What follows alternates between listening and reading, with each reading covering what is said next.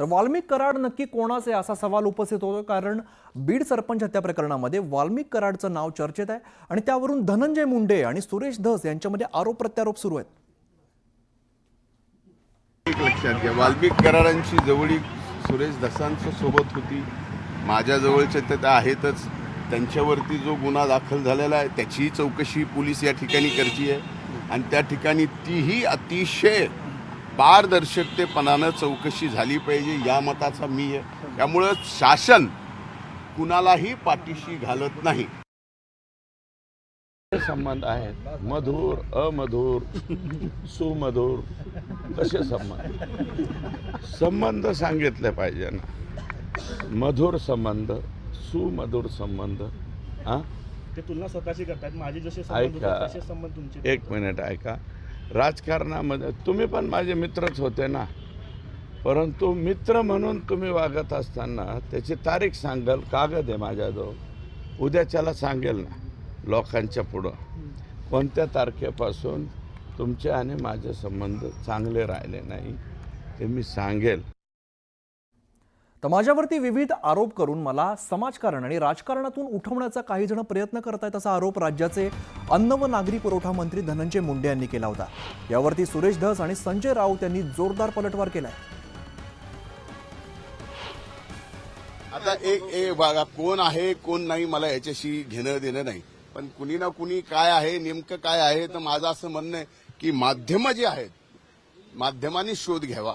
माध्यमांनी सुद्धा फक्त माझ्यासारख्यालाच एकट्याला मीडिया ट्रायल करून, ज्याचा की या कुठल्याही गोष्टीशी कसलाही संबंध नाही.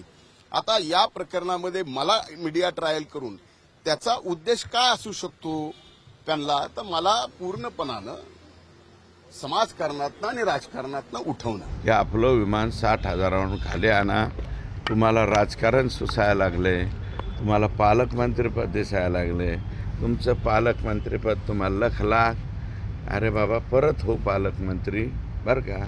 आमचं लेकरो मेले त्याचे अर्थ किंकाळी आम्ही मांडतोय आणि त्याचे जे आरोपी आहेत ते पकडण्याचा प्रयत्न करतो. कशाचा पालकमंत्री, कुठून आणलाय बाबा ही जत्रा, आणि माझा घेरलंय, मला आमकं केलं. तुला कोणी घेरलं बाबा? आम्ही कशाला घेरू? ते तुमचं राजकारण चालू द्या तिकडं. आम्ही अमुक माणसाचे शूटर आहोत अशी 20-20 वर्षाची पोरं मिसळून न फुटलेली सोशल मीडियावरती येऊन सांगतात. त्यांची भाषा बघा, त्यांचं काय त्यांच्यावर संस्कार आहेत त्या बीडमध्ये. त्याला जबाबदार कोण आहेत? बीडचं नेतृत्व कोण करताय? आम्ही करतोय का? नाही, तुम्हीच करताय. तुम्ही काय पेरताय? जे तुम्ही पेरलंय ते उगवलंय. तुम्ही ठिणगी टाकलेली आहे, त्या आगीत जे चटके तुम्हाला बसणारच आहेत ना.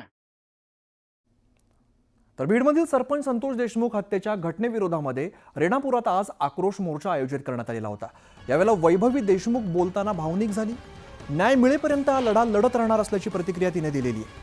तर माझ्या वडिलांच्या हत्येच्या घटनेत जे लोक आहेत त्या सर्व दोषींना तात्काळ अटक करून योग्य ती कारवाई करावी अशी मागणी सरपंच संतोष देशमुख यांची मुलगी वैभवी संतोष देशमुख हिने केलेली आहे.